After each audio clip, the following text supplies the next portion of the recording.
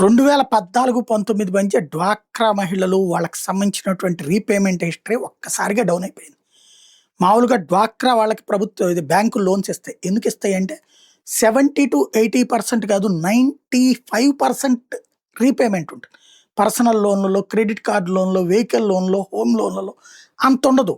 70-80% ఉంటుంది. మిగతాది క్యాన్సిలేషన్స్ ఇట్లాంటివి ఉంటుంటాయి. అదే ఈ డ్వాక్రా ఉమెన్కి అయితే కనుక పర్ఫెక్ట్ పేమెంట్ ఉంటుంది. 95-97% పేమెంట్ రీపేమెంట్ ఉంటుంది. అందుకని వాళ్ళకి లోన్స్ ఇస్తూ ఉంటుంటారు. అయితే మీ అందరి రుణాలు మాఫీ చేసేస్తాను, 5 పైసలు కూడా మీరు కట్టక్కర్లేదు, ఎవరన్నా అడిగితే మా చంద్రన్న వస్తున్నాడు ఆయన కడతాడని చెప్పండి అని చంద్రబాబు గారు చెప్పారు 2014 ఎన్నికలకు ముందు. 2013 ఎండింగ్ నుంచి ప్రచారం చేశారు. దాంతో వీళ్ళు అప్పటి నుంచి కట్టడం మానేశారు. 2014 బాబు గారు అధికారంలోకి వచ్చారు. 15లో గట్ల, 16లో గట్ల, 17లో గట్ల, 18లో గట్ల.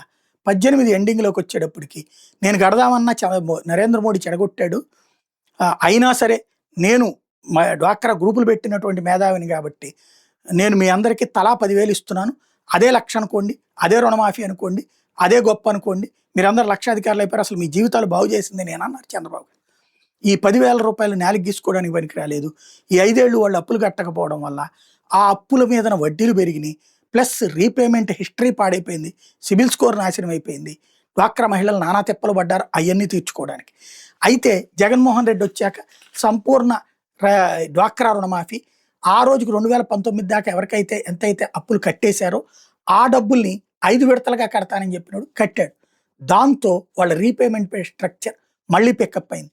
ఇప్పుడు చూస్తే స్వయం సహాయక సంఘాలకి సంబంధించి 34.83 లక్షల కోట్ల రూపాయలు పంపిణీ చేసినటువంటి విధంగా ఆంధ్రప్రదేశ్ ఫస్ట్ ప్లేస్లో ఉంది.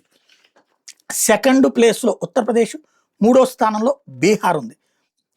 ఏదైతే మహిళా రైతులు ప్రోత్సహించేటటువంటి విషయంలో కూడా ఆంధ్రప్రదేశ్ సక్సెస్ఫుల్గా ఉంది. 12,97,051 మంది మహిళలకు చేయూతనిచ్చి. మహారాష్ట్ర తర్వాత స్థానంలో 11,37,000తో సెకండ్ ప్లేస్లో ఉంది. ఉత్తరప్రదేశ్ 3వ స్థానంలో ఉంది. అక్కడ వచ్చేటప్పటికి మహారాష్ట్ర అగ్రస్థానంలో ఉంది మహిళా రైతులకు ప్రోత్సాహంలో. సెకండ్ ప్లేస్లో ఉత్తరప్రదేశ్ ఉంటే ఆంధ్రప్రదేశ్ 3వ స్థానం ఉంది, 10,43,085 మంది మహిళా రైతులకు చేయూతనిచ్చి.